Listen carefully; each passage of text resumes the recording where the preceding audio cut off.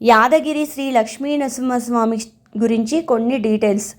చాలా కాల క్రితం పూర్వం శ్రీ ఋషశృంగ మహర్షి యొక్క కొడుకు యాదర్శి మహర్షి ఆంజనేయ స్వామి వారి అనుగ్రహంతో నరసింహస్వామిని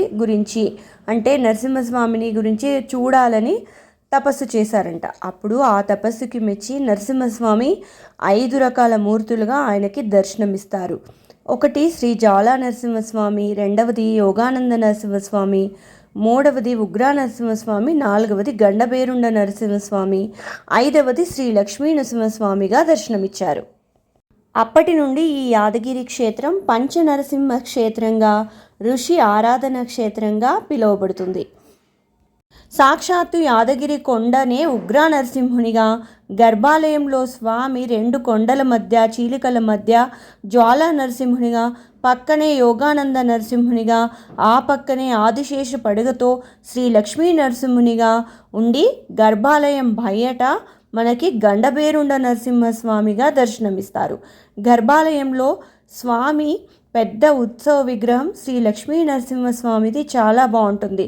మరో స్పెషల్ ఏంటి అంటే స్వామి భక్తులు నమ్మాల్వారు, రామానుజ ఆల్వార్లు కూడా కొండకే స్వామి పక్కనే ఉండటం విశేషం.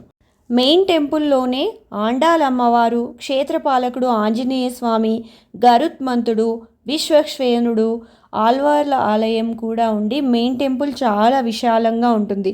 గర్భాలయంలో స్వామిని దర్శించుకున్న తర్వాత ఈ మెయిన్ టెంపుల్లో ఉన్న ఉప ఆలయాలను కూడా దర్శించుకోవాలి. టెంపుల్ బయట సైడ్ మరో పెద్ద ఆలయంలో శ్రీ పర్వతవర్ధిని సమేత రామలింగేశ్వర స్వామివారు, గర్భాలయంలో అమ్మవారితో, బయట స్ఫటికలింగం, పెద్ద నందితో, ఆలయ ప్రాంగణంలో గణపతి, పార్వతీదేవి, కార్తికేయులు, శ్రీ లక్ష్మణ సమేత శ్రీ సీతారామచంద్ర స్వామివారు, ఆంజనేయులు ఉప ఆలయంలో చాలా బాగుంటుంది. గుడి విశాలంగా ఉంటుంది.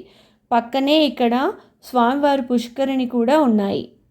ఇక్కడ నరసింహస్వామివారి పుష్కరిణిలో స్నానం చేస్తే సకల రోగాలు బాధలు పోతాయని భక్తుల విశ్వాసం. ఈ యాదగిరి కొండ క్రింద పాత నరసింహస్వామి టెంపుల్ కూడా ఉంది.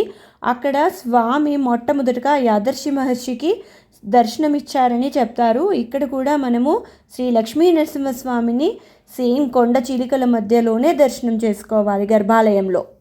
ఈ శ్రీ లక్ష్మీ నరసింహస్వామి భక్తులు అంటే మన కష్టాలు బాధలు అన్నీ తొలగించి, ముఖ్యంగా ఆరోగ్యంని ప్రసాదించి, ఆ స్వామిని మనం ప్రశాంతంగా దర్శించుకోవాలంటే నా ఎక్స్పీరియన్స్తో చెప్తున్నా, ఎర్లీ మార్నింగ్ 4:30 AM అభిషేకం సేవా టికెట్ తీసుకొని చాలా బాగా అంటే 20 to 30 minutes మనం గర్భాలయం ముందు కూర్చొని స్వామిని చాలా అద్భుతంగా ప్రశాంతంగా దర్శించుకోవచ్చు.